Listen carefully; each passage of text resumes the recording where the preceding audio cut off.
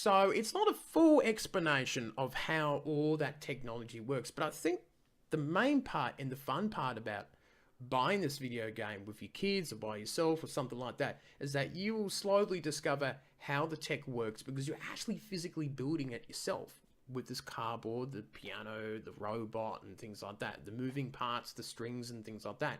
So Nintendo's almost giving you a bit of an education of how things work mechanically from a physical point and also from a video game point as well, mashing together the past and the present.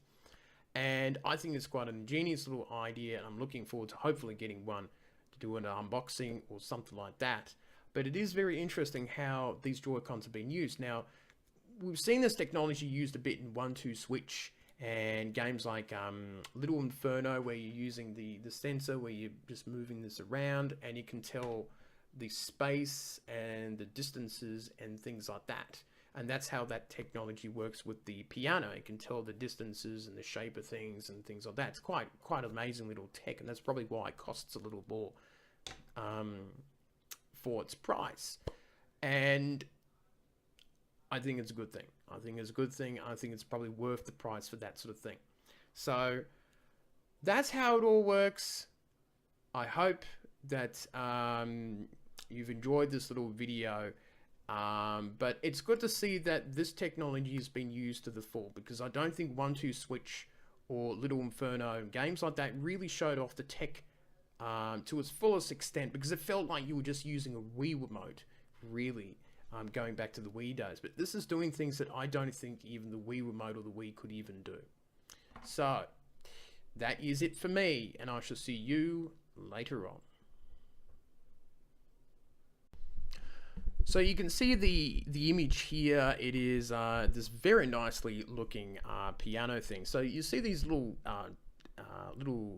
sort of slots or nozzles, the 1, 2, 3. Now I'm not too sure what that does, but it sounds like by the look of the screen here, you put the different numbers in depending on the game or something like that, for some sort of reason. That's still a mystery. Now there's 13 keys to it, so basically you press each key and it comes out quite differently.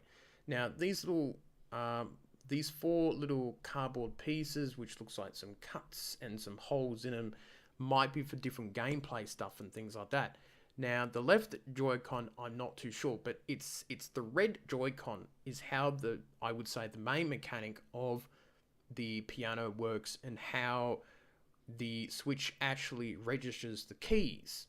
Now because it's got a camera, the camera is obviously shining out and showing the different keys. Now, I would say it's been programmed in a way that each key you press, it is picked up by that IR motion camera, and it can register and understand those different keys by the cardboard, and it goes to the Switch, and you hear the different sounds.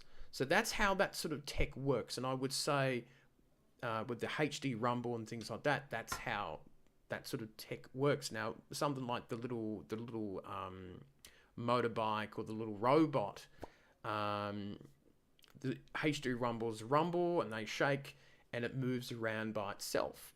So that's how the tech works. It's really using the HD rumble, the IR motion, the IR camera and things like that. So it's using all the different technologies inside it, the accelerator, the gyro sensors and things like that, to really expand upon the technologies and the abilities to make Nintendo Labo come to life.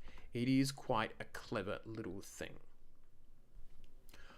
Welcome to Nintendo Ninja News. I'm your host, Chris Dices, and we're continuing a bit of coverage on Nintendo Labo, which is the whole crafty cardboard do-it-yourself video game, which has caught the attention of a lot of people. It is definitely in the more wacky sort of, it is very Nintendo, let's just say that. Now, this video is to just try to help people understand how the tech works. Now, I don't know, I don't have all the answers, because that's oddly enough part of the motto of Labo, which is make, play and discover. You're building these things and you sort of discover by yourself how the technology works, and I think that's going to be part of the fun of it. Now, when the Nintendo Switch launched, it came with the Joy-Cons, which, you know, some people were sort of asking, geez, why do the Joy-Cons cost so much? And that's because there's a lot of technology packed into these things. You can use them like this, you can use it on the sides, and, you know, there is share button, video capture, all that sort of thing. But some of the stuff that it has is the NFC sensors for the amiibos, accelerator and gyro sensors for motion control in each of these Joy-Cons.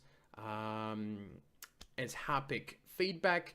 But the thing that we might have to look at is the HD rumble in the motion IR camera, which is in the right one. You can see right here. And this is probably the reason why the tech is quite a bit.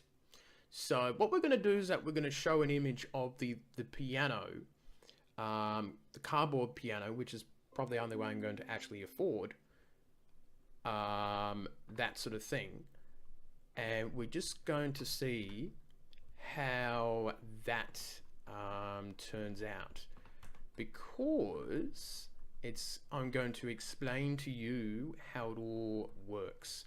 So let's have a look at this piano and see what tech or magic there is for the Nintendo Switch and how the Nintendo Labo actually works.